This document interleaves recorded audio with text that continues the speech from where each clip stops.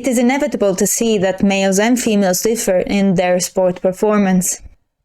Men have, on average, bigger muscles and bigger and stronger bones. They can also sustain lower percentage of body fat compared to females without a decrease in health status. Despite this, we have in history many situations in which a female outperformed the best male athlete in their sport.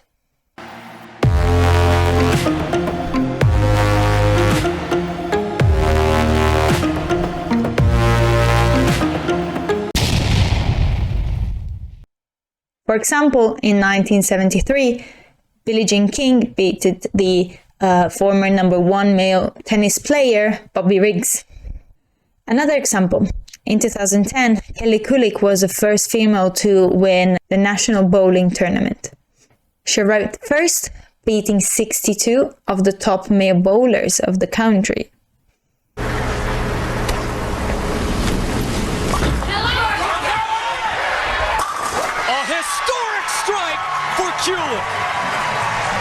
And for women's sports in general.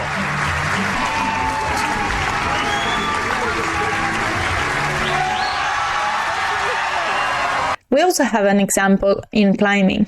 Lynn Hill was the first person to free climb the nose of El Capitan in Yosemite in 1993. Despite this, I couldn't find a sport in which females consistently outperform males. In archery, sailing, and equestrian, the performance between the two genders are quite similar. In these cases, the dominance for males could be driven by the higher number of males participating to the sports compared to females. But we could also say that these sports require quite different physical skills compared to other sports. A paper in 2010 investigated the temporal trend of the gender performance gap in sport throughout time.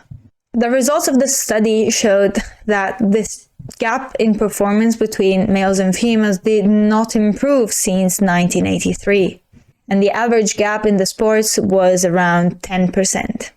But understanding the difference in climbing, I think it's a bit different.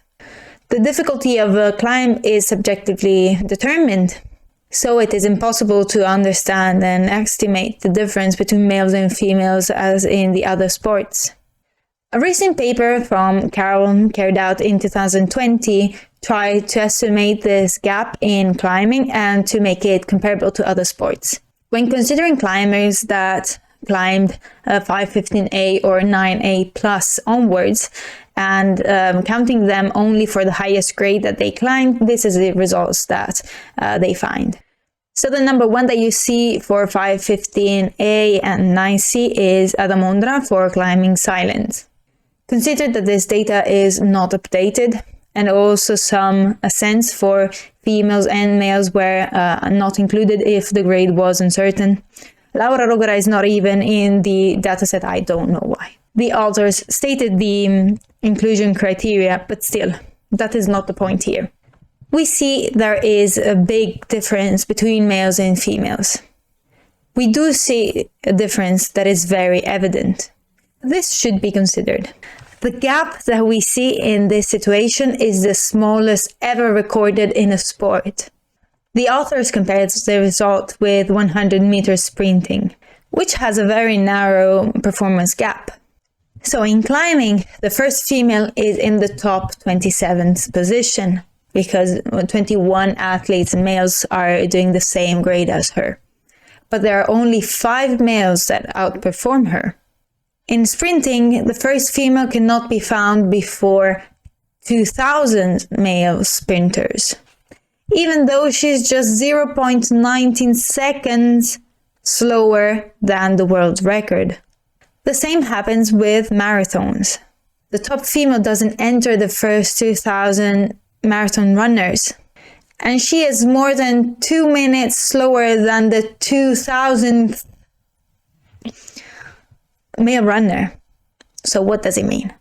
There is no solid prediction that can be concluded by this paper. Not to mention that this paper has several limitations in sample and data collection and has several limitations also for the predictive power. But I do believe that this paper has a point. In lead climbing, the gender performance gap might be much smaller than we previously thought.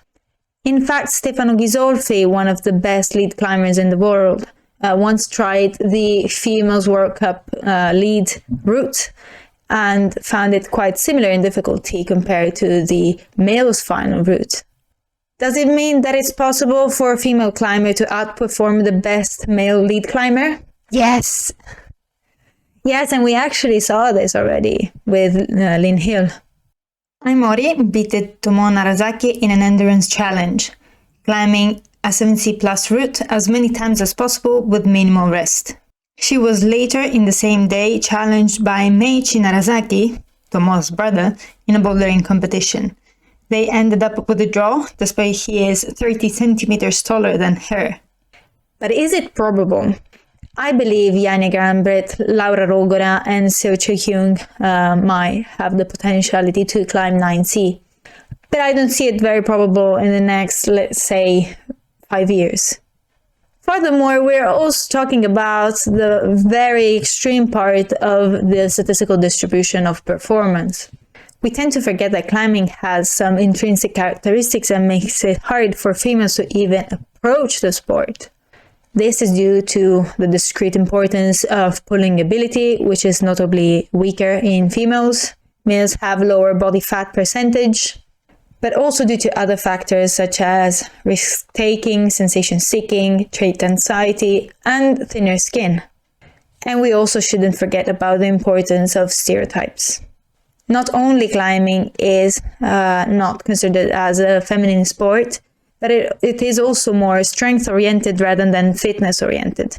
As far as I know, we don't really know the distribution of performance of the two genders in climbing yet.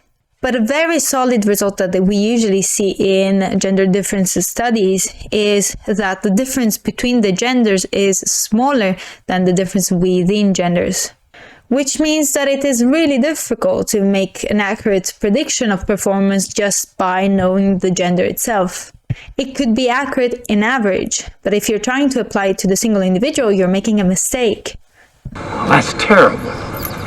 These results might not solve the question if we should have gender-neutral competitions in climbing, but I think it tells us something about the narrative that we have behind the difference in performance for males and females. We tend to give very much relevance to these stereotypes. Sure, in part they might be accurate, but we tend to forget how imprecise they are when applied to the single individual. We tend to do so because we socially reinforce performance as a measure of self-worth. That is why we tend to look for something that we're good at instead of investing resources in things that we enjoy to do the most. And this will impact, in the long run, our motivation and motion regulation. But this is a story for another video. I hope you found this interesting. Remember to do all that stuff like, subscribe, and click on the bell so that you have the notification, those things. And I'll see you in the next video and stay psyched. I think it's terrible. Girls chasing boys.